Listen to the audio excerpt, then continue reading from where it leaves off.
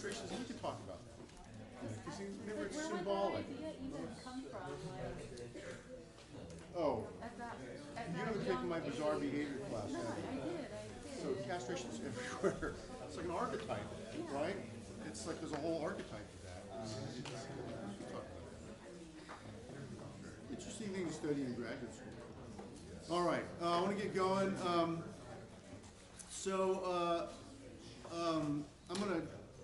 gonna move on to this one. Talk a little bit, just really quickly about a couple of ones, just very briefly. The Anima and the Animus. These are the archetypes that represent the image of the opposite sex.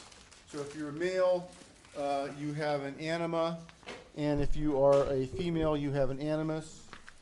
And if you are, these are really carry the opposite unconscious gender identity energy from whatever you are manifesting. Now, of course, if you're trans, or you're indeterminate of gender, probably you'll be predominantly one or the other. Possibly you could have both. I don't know. But in your unconscious there will be, one of these kind of figures.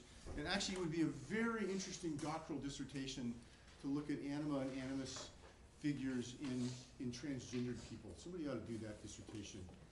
You can go to Pacific Graduate School right up in Santa Barbara. They're a Jungian graduate school, one of the only ones in the country that give a graduate PhD or a PsyD in Jungian psychology, and you could go do your dissertation on that. That'd be interesting. You come back and tell me, so I can update my lecture.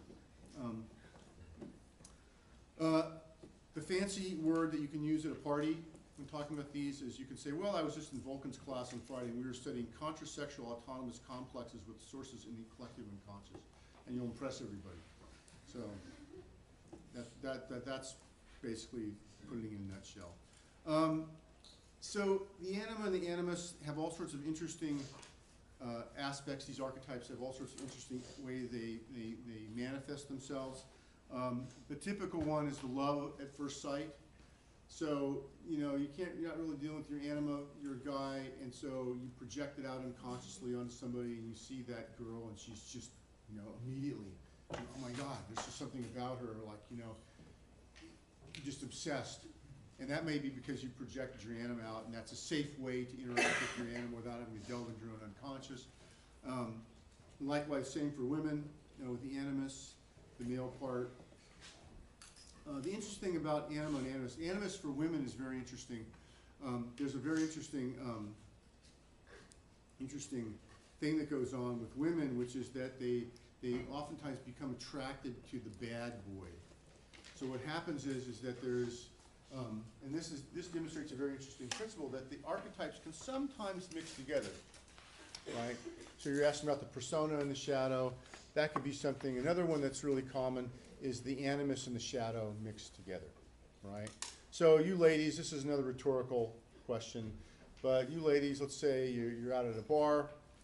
It's Saturday night. You either consciously or unconsciously looking for a romantic partner, and you're at the bar with your friends, and you look down this way, and there's the guy over there. He's from Cal Poly. He's an engineering major. He is good husband material. He's going to have a very high-paying job. He's clean cut. He has very simple habits. He's got at the bar, and he's only going to, for the whole night, he's going to have half a beer. That's all he drinks because he has to drive home. He's responsible. Good-looking, clean-cut guy. Kind of guys you'll be able to, like, raise children with. He's going to be able to afford to send them to college, have a good job. And the other end of the bar is the biker dude. And he's got long, scraggly hair and a beard. He's wearing a leather jacket. He's got a bottle of Jack Daniels in front of him. He's drinking. He's looking sullen. Maybe saying stuff. Maybe somebody's trying to pick a fight with him. And ladies, which guy do you go toward? No, the bad boy. This is what we call the bad boy complex. And so I did therapy for a while, and I had lots of women in my therapy practice, and this was a very, very common theme. And there's all sorts of interesting mythology going on here, stories that you tell yourself that guy, this is the guy, and you're going to change him. Take the bad boy and you're going to change him. Okay? You're going to make him less bad. Now, there's an evolutionary reason why you like the bad boy, because back in the day, engineering major wasn't going to be able to fight off the saber-toothed tigers. This guy was going to be able to fight off the saber-toothed tigers because he was a badass, and so you wanted that to protect you and your children. But the problem is, if you pick a guy who's too bad, then he's going to, when there's no saber-toothed tigers around, he's going to beat you up. And this is where you get a lot of domestic violence, and I actually did therapy with domestic violence victims, and this was a common theme. They would pick these guys. Their picking mechanism wasn't functioning well. So if you come and take my 473 class in the spring, I will talk to you all about the evolutionary biology of human mating and why you pick the bad boy and why,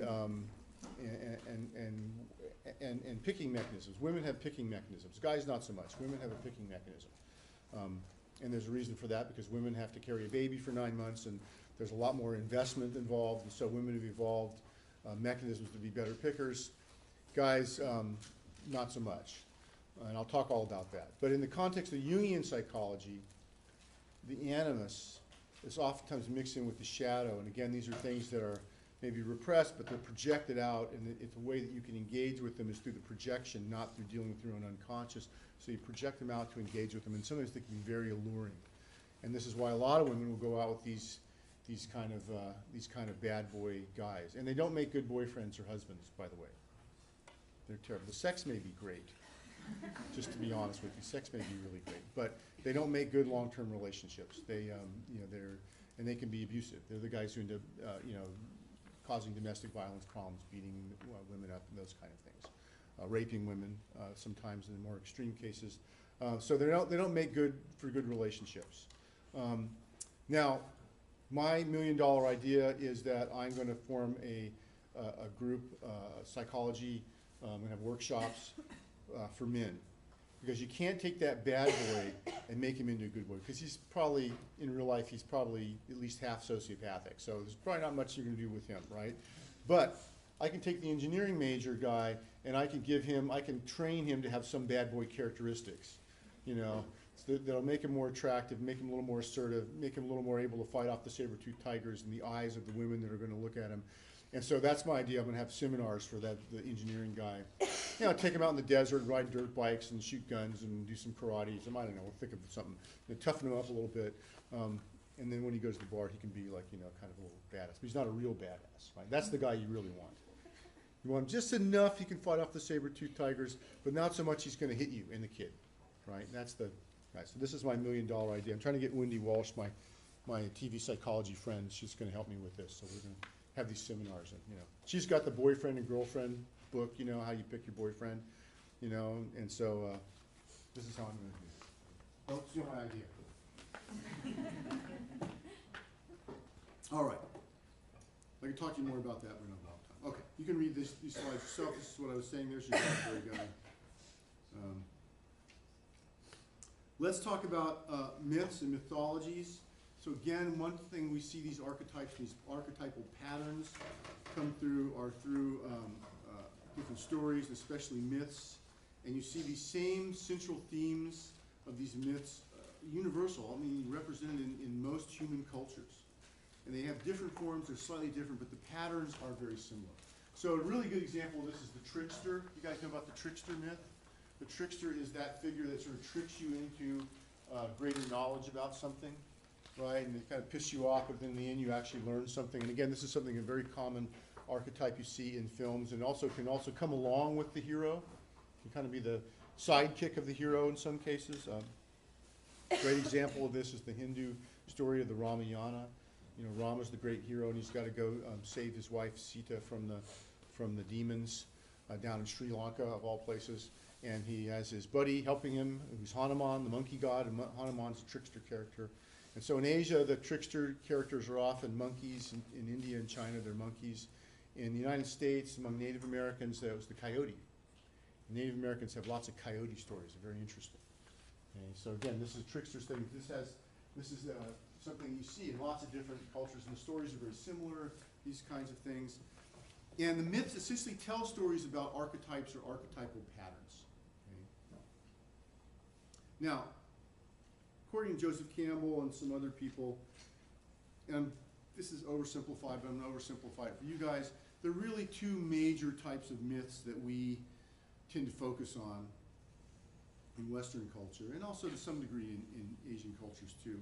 And the first is probably the oldest. It's probably derived from hunter-gatherer societies. It's the myth of sacrifice. And this also relates to hunting. Hunting, and again, we don't have time in this class to talk about the relationship of human beings to hunt, but for much of our human history, we've had to be hunters. We don't just go to Vaughn's and pick up something to eat. We have to actually go out and get the food. We want meat, we have to go out and get it. And so there are all sorts of myths and stories came up around hunting and about sacrifice. Animals would allow themselves to be hunted, would allow themselves to be killed, sacrifice themselves. And these animals were worshipped as providers, and they were thanked for the gift of their lives, and myths grew up around these practices.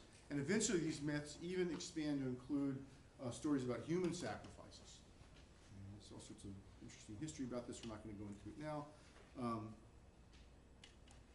Later on, after hunter-gatherer societies are in some cases supplanted by agricultural societies, people sort of discover agriculture. Thank you, ladies. Thank you, women. Probably women who initiated some of this agricultural stuff.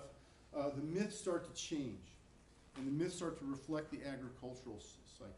In other words, there still is death and sacrifice, but now there's also rebirth. And this mirrors what happens when you plant things, right? You plant seeds in the ground, the seeds sprout up, the plants are harvested, they're killed, they're sacrificed. But then what happens is the next year, the seeds come back, right? And then, of course, a little human intervention goes along with that. So you now have these myths, this myth of the eternal return, right? These sort of cyclical time myths. And again, these eternal return myths are very important in Asian thought. We're going to see some echoes of these things. To make a long story short, what happens is the myth of death and sacrifice and the myth of eternal return are kind of melded together, and this engenders what we are calling the hero myth, what I'm going to call the hero myth. So we get these hero myths, and we have a lot of examples of these. The big one in our culture is Jesus, right? He's the big hero myth.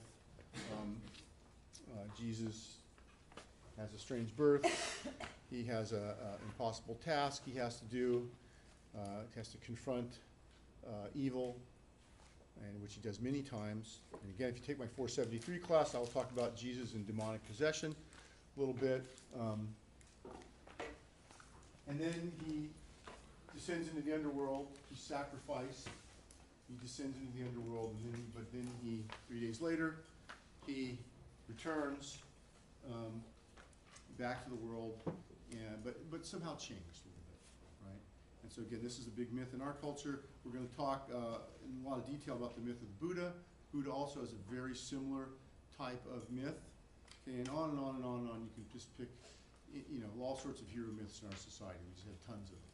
Okay? You take your choice. Tons of these. Turn the TV on. Turn on the news. You see tons of these things. Okay. Now, this is a quote by Joseph Campbell. You guys read this. This is from Hero with a Thousand Faces. And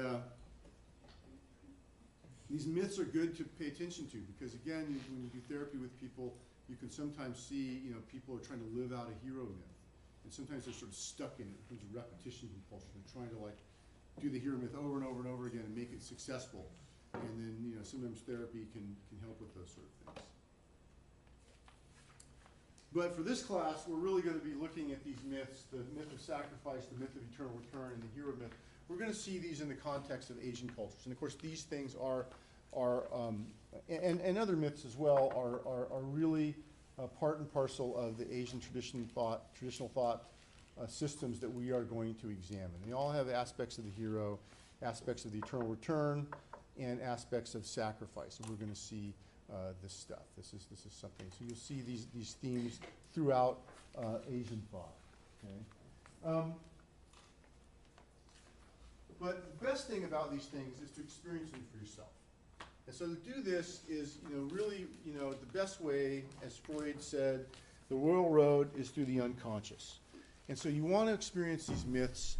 You want to experience this depth psychology stuff that we are talking about. I mean, there's a couple ways you can do it. One is you can go and pay quite a lot of money and go see an analyst and really, Freudian or Jungian, really dig into this stuff. And I highly recommend that if you have a chance. It's really great work.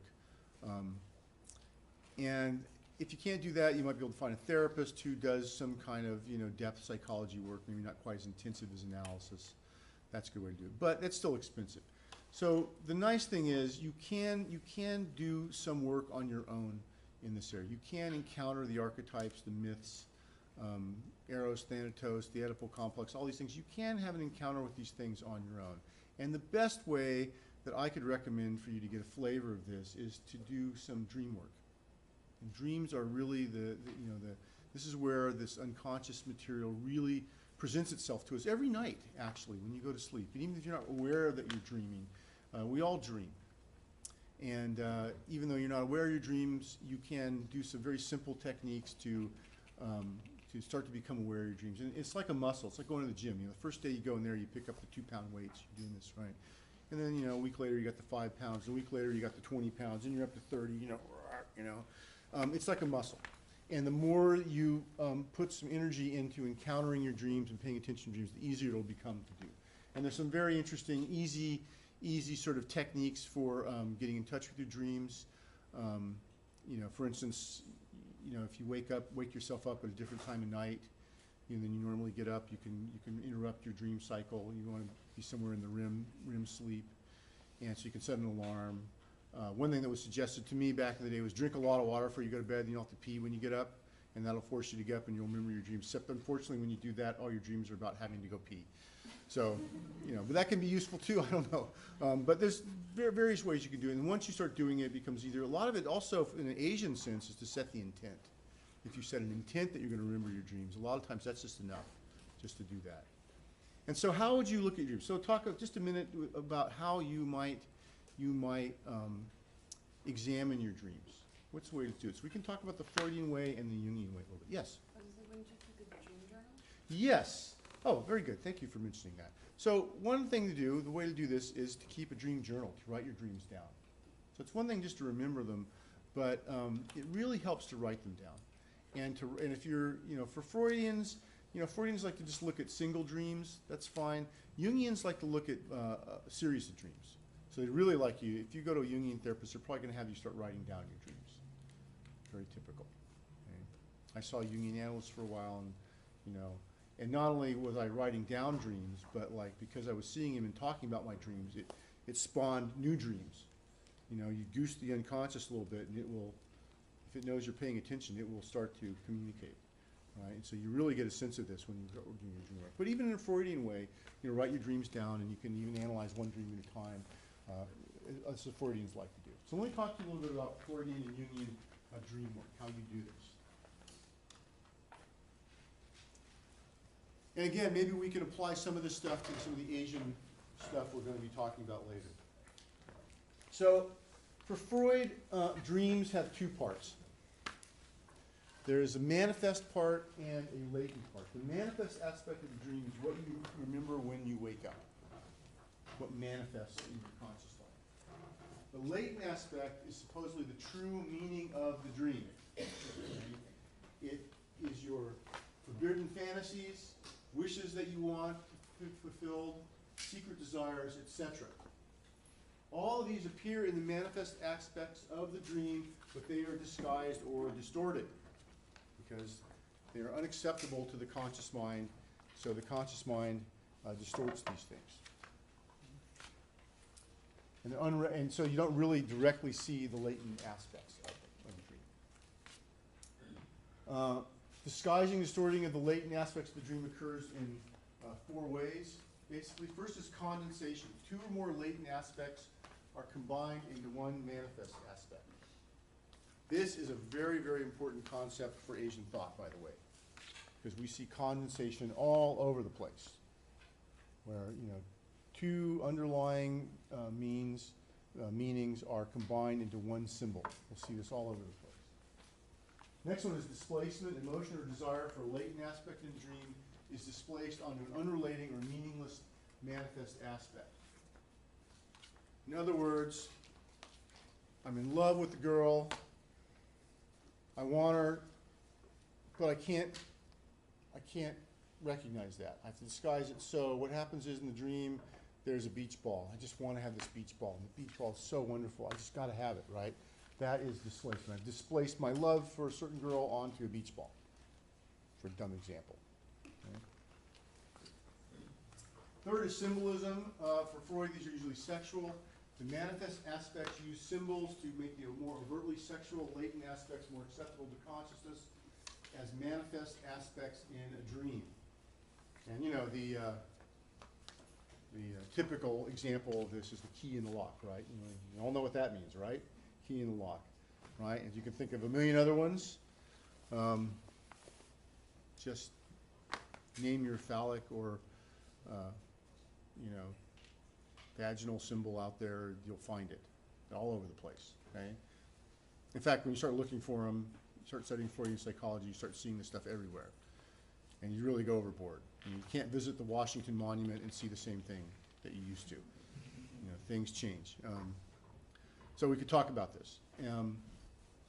I was just at the Smithsonian Aerospace Museum, and they have two. They have one that's in the mall in Washington, and they have one that's outside of Washington in a big warehouse, a hangar. They've got all sorts of stuff in there. And they have an exhibit of missiles. And so what do you get when you get a Freudian psychologist walking around a huge exhibit of missiles, the history of missiles? Oh, yeah. So, and it's really hard to see these missiles, look at these things, and not see these as some sort of a phallic symbol. And then by contrast, see something like the Cold War as a giant, you know, example of an Oedipal complex where, you know, people are competing over the size of their phallus. It was really very quite striking to me. I took pictures of some of those missiles.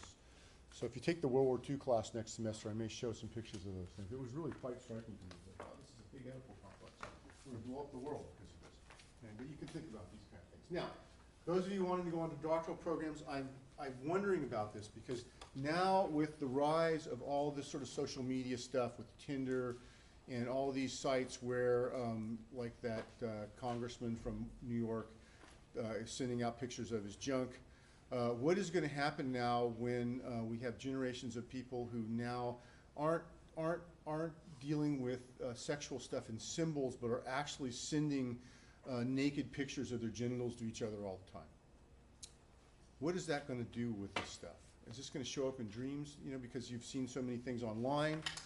Now when you dream is just looking at the genitals as they really are in real life. You don't need to symbolize those anymore. I'd be very curious for somebody to do a dissertation and analyze a bunch of dreams to see if actual genital representations have become less symbolic. It'll be a fascinating doctoral dissertation. I would love to be on that doctoral dissertation. So then again, somebody wants to go to grad school, just throwing you out ideas. I'll be throwing out a million of these throughout the semester, by the way. Some better than others, okay? This one, I don't know where you do that study, but it would be really quite, I'd love to do that study. It would be really interesting. Because I think, you know, this is back in the day in Victorian times when Freud was around, you know, that this, I mean, to depict, you know, a man or a woman's genitals, you know, in a realistic way was just, you know, shocking, scandalous, right? And now it's just, you know, it's just nothing. I mean, we see this stuff all the time. I'm assuming you guys look at the internet, right? Hard to escape this. So it'd be interesting to see if our unconscious is responding to this. And the last one is secondary revision. This is where we revise the dream in its manifest state to make it more logical. Contradictions are covered up, absurdities are explained. This is when you get up and usually this is done through the writing process. So when you're writing down your dream in the morning, you may start to make it more coherent.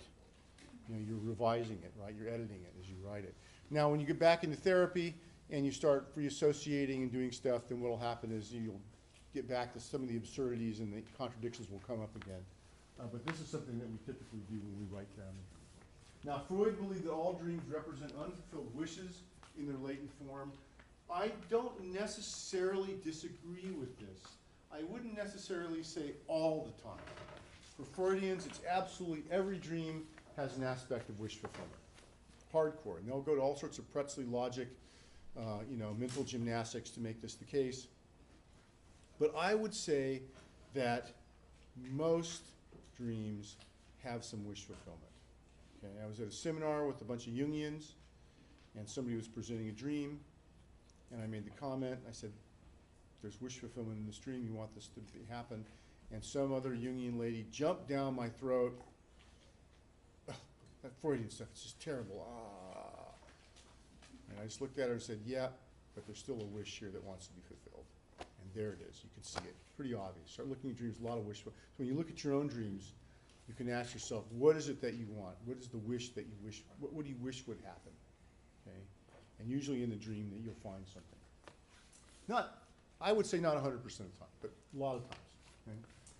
Okay? Freud's main technique was to work back from the manifest content of the dream to the latent content. And he would do this using what he called free association.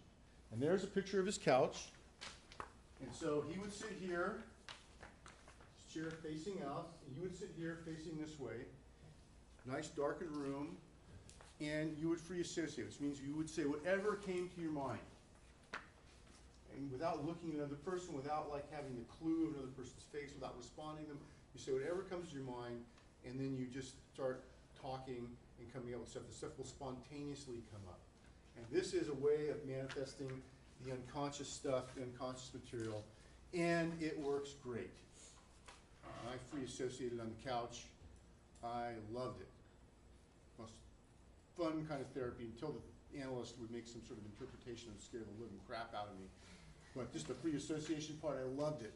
It's great. Some people get really scared. It freaks people out. Again, it's like a muscle. You gotta get, once you start doing, you get used to it, and it becomes easier and easier. This is what happens with work. When you would talk about your dream, and you start free associating with your dream, the stuff would all sorts of cool stuff will come up. And then that will help the analyst, help you make sense of the dream by working back from the manifest content of the dream to the latent content so that you can really understand what the dream was about.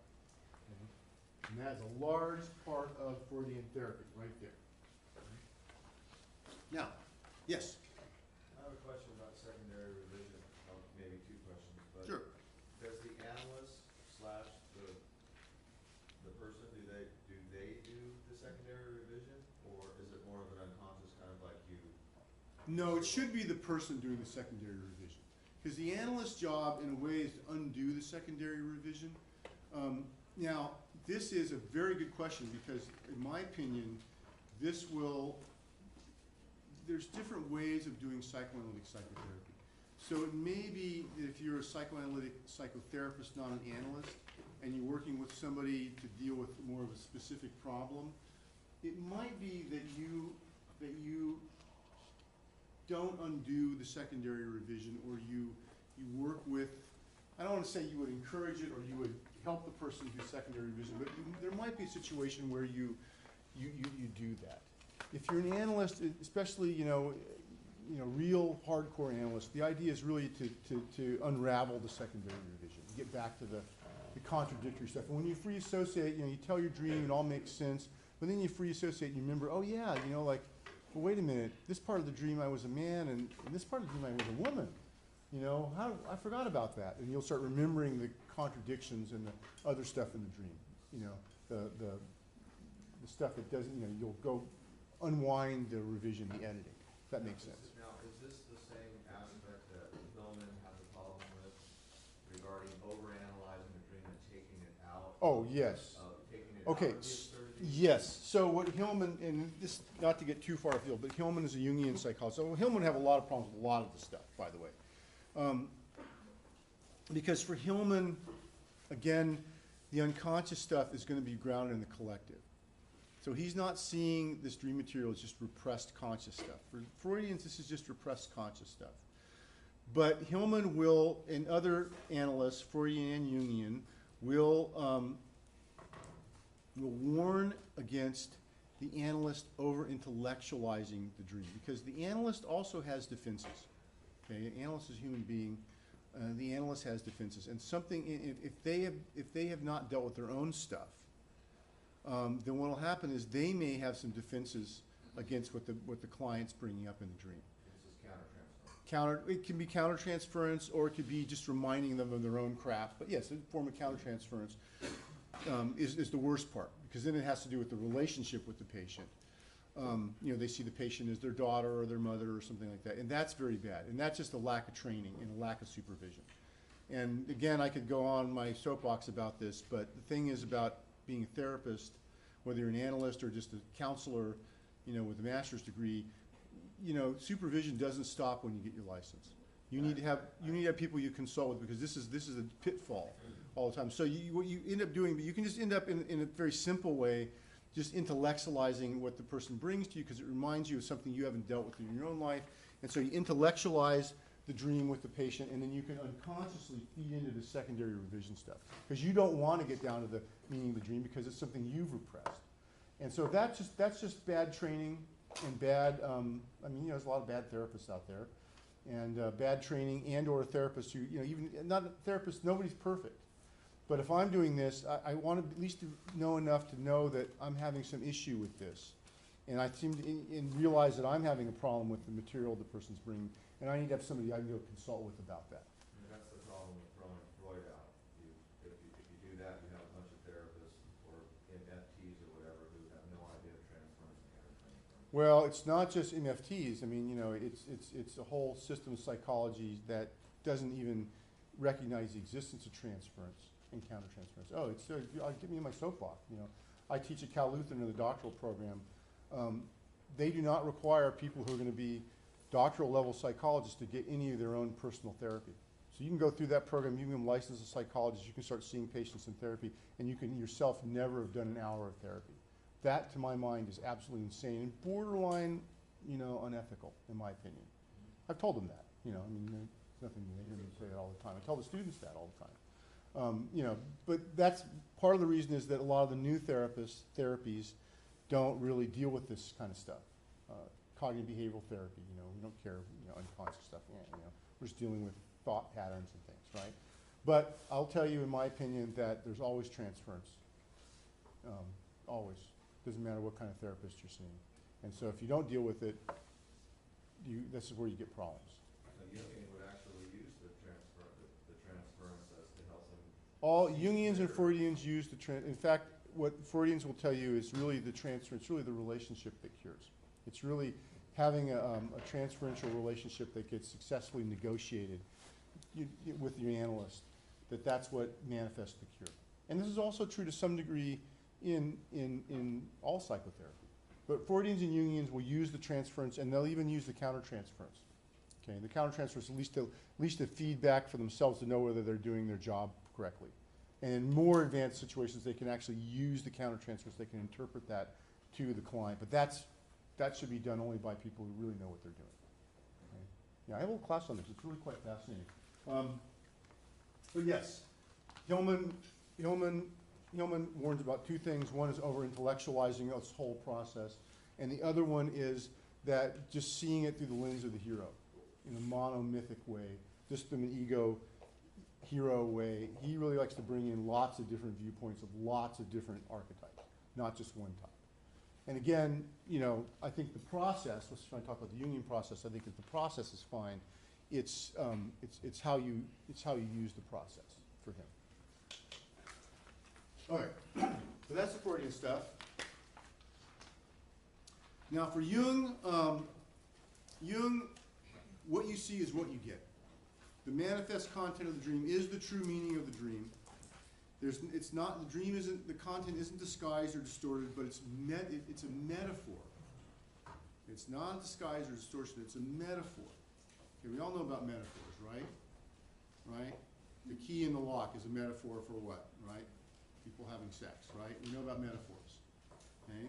So it's not a distortion. It's just a different language, way to think of it. And dreams have a symbolism, an archetypal symbolism especially, that is a special language of the unconscious. Now Jung believed the dream closely related to the conscious life of the dreamer. In other words, the dreams were the unconscious providing another perspective or another viewpoint about what was going on in your conscious life. And in this way, dreams can be very useful, and they are not necessarily dealing with pathology, but they're almost like a consultant you can go to get a certain perspective. So I get one perspective from the trickster, I get another one from the shadow, I get another one from the mother archetype, another one from the animus, And those perspectives all inform me about my conscious life and help me negotiate my conscious life in a better way, make me a happier, more well-rounded, nicer person. Okay? Now, dreams, of course, can also compensate for repressed aspects of the person's personality, like Freud thought, like sexuality, etc. So Jung doesn't throw out Freudian stuff. The Freudian stuff is all there, but there's this larger overlay to it. Okay? So you can have a dream, you can have Oedipal issues, all this stuff is fine for humans. And it comes up, and you deal with it in a way similar to what a Freudian would do. But the idea is still that the dream is helping you to unravel that issue.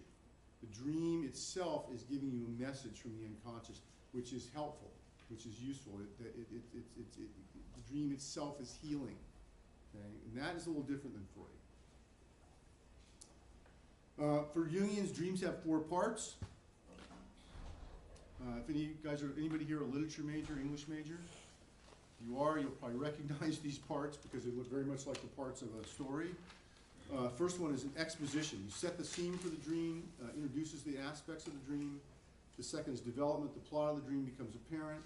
Third is culmination. Something significant happens. It's the defining moment of the dream. As they say in reality TV, this is the reveal.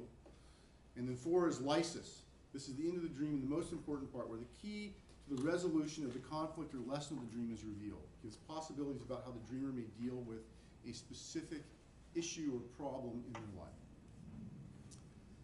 Now, Freudians like to look at single dreams. Jungians like to look at multiple dreams because Jung felt that you couldn't go through all these 4 stages easily in one single dream. You really needed a series of dreams. Just like a story. It's like watching TV, right? You got lots of episodes, right? And eventually the episodes, they get through to something and you can tell the whole story. It's really hard to do it in one 1-hour episode. So you need 4 or 5 of them, whatever it is. Okay? So this, for Jungians, they like to look at series of dreams. And to work with dreams, Jung would use a technique called amplification. You start with the dreamer's personal associations to aspects of the dream, and then you'd add cultural and mythological, historical, religious, other kinds of stuff, associations to dream images or aspects of the dream. In other words, say I'm having a dream, and I dream about the coyote, and so I'd say, oh yeah, I live in Camarillo, and there's coyotes in the mountain behind me, and I hear them at night, and yeah, they're these interesting animals, and they're kind of interesting, but you wouldn't want to, have a little child walking out with them. You have some associations with them. And then you might say, oh yeah, and then the analyst might say, well, here's a book, a Native American book on stories about coyote. And your homework might be to go read that book. And you come back and you say, oh, coyote story really spoke to me. Coyote did this and did that, right? And you amplify out the dream. Rather than Freudians reduce down the symbolism of the dream, Jungians amplify out. Okay, they amplify out. Jung also used another technique called active imagination to work with dreams. This technique, the dreamer would meditate on an aspect or image from a dream and allow the image to evolve or change over time. Direction and character of this evolution would inform the dreamer what the image was trying to communicate. So again, active imagination is a little, in my mind, a little like free association, except that what you do is you would pick an aspect of the dream and then you would just associate with your aspects of that, just allow yourself to sort of amplify it out, to imagine different parts of the dream, bring other stuff into it. Again, not reduce down, but amplify out. And this can be done, you can do this on your own, you can do this in the therapy session, but this is another technique that Jungians use. I like active imagination, it's very interesting. I'm actually training to learn a very specific type of dream work which uses a very specific type of active imagination that actually anchors the imagery into the feelings in your body. It's really quite fascinating. It's called embodied imagination. And so this is something that people use. You can use it in psychotherapy. You can use it, the guy I'm learning it from, the analyst I'm learning it from, uses it to work with actors and musicians and writers to enhance their creativity. Other people use it to help people with medical symptoms, medical problems. So it goes beyond just doing it for psychotherapy. And the interesting about imagination, I could give you a whole lecture on imagination among Jungians, but imagination is very interesting. Imagination for Jungians is not really a fantasy. It's not something that you make up in your head. Because a lot of times the fantasies can be defensive. You can imagine something in order to defend against something, but instead allowing the stuff to come to you to enter into your consciousness and allow it to maintain some relationship to the unconscious instead of just being something your conscious mind makes up to be defensive. So there's an interesting sort of subtlety to this word imagination. And we could talk about this, but we don't have time to do that, so we don't need to worry about that. But again, these kind of techniques, again, we'll see some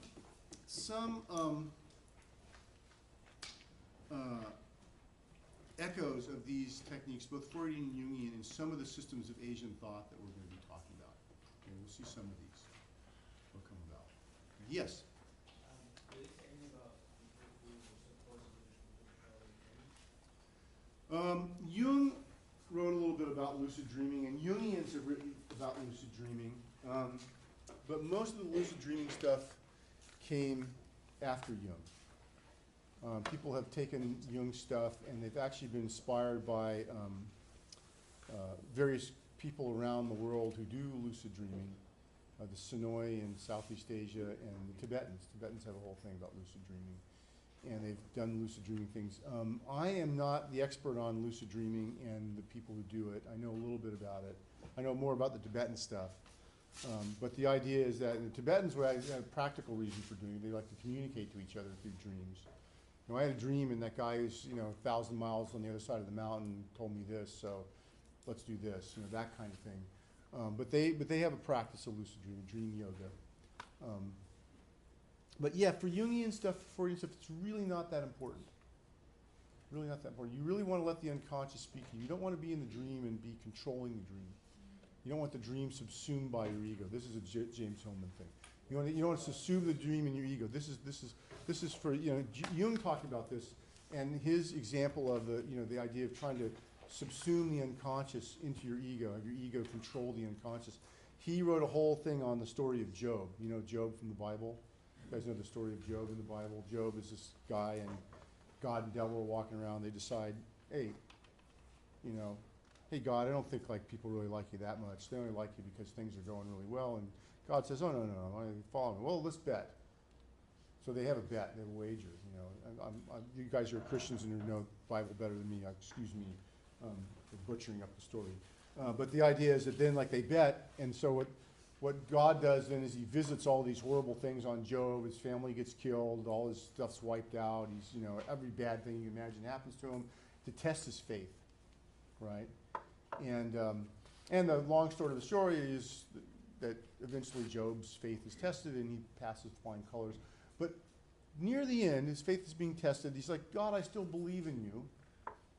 I still have faith, but I just got to ask this question. Why are you doing all this stuff to me? And Jung talks about this, because God's answer is that how dare you question the mind of God? How dare you think that you can know the mind of God? And for Jung and Jungians, this is the idea that you have to realize the unconscious, especially the collective unconscious, is bigger than you. That your ego is not going to expand to absorb the entirety of the collective unconscious. That this is an act of hubris, and hubris meaning arrogance, right? And so the idea is that you need to know your place, and that you cannot know the motivations of the collective unconscious.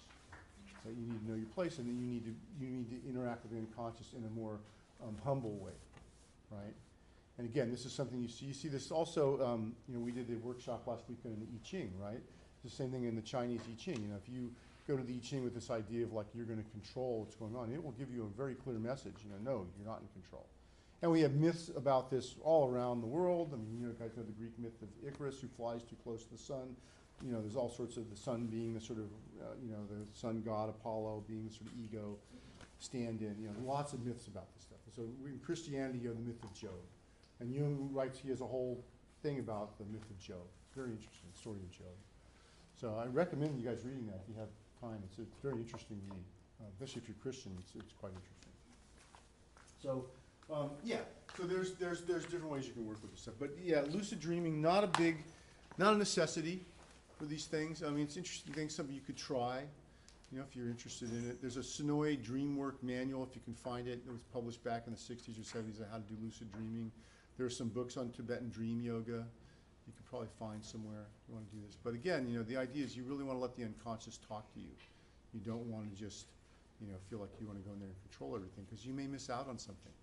So Jung said, I think it was Jung, said very famously that dreams are like letters unopened in your mailbox. So how many of you guys would go home and open up your mailbox, or nowadays, I guess, it's your email, right? How many people are going to check their email today? Everybody. Come on, don't lie, right? I mean, if you don't check your email today, how many emails are you going to have by the end of the day? I'll have 100 at least, okay? If I don't check them in a week, how many am I going to have? 1 million, right? And what am I going to do? Screw that, click all, delete all, right? Get rid of them. I'm not even going to look at them, right? So Jung, they didn't have email in Jung's day, they just had letters, but for him it was like, not looking at your dreams, not examining your dreams was like not reading a letter that was sent to you. Maybe there's something important in that letter. Maybe there's a check. I mean, you're really just going to throw out all those letters, and not check them out? Dreams have important stuff. And so we tend to, as Westerners, tend not to examine our unconscious. And again, for Jungians, this is probably, why we have, so many problems with, in our lives and we don't reflect on. And that, the first step to dealing with our problems and our issues is to start reflecting on things. And first way to start reflecting on things, an easy way to start that is to start looking at your dreams. So I'd encourage all of you guys, go home, write a dream down. Maybe keep a dream journal. Try it for a month or two. See how it goes. See if you get anything out of it. Certainly, you'll find there'll be information in your dreams. And whether you want to look at it from a Freudian point of view or a Jungian point of view or both, there's a lot of good stuff in your dreams. And of course, then you got the language that you've got to decode a little bit. You have to do a little work at that. Okay, well, we've got to 11:30. I did not start on Hinduism yet. Why don't I just spend a few minutes, I just want to start introducing a little bit about Hinduism, just for a second. And then that's what we're going to do all of next time. Okay? We're going to crank through the Hinduism stuff. Let me just start in a little bit, just a couple minutes.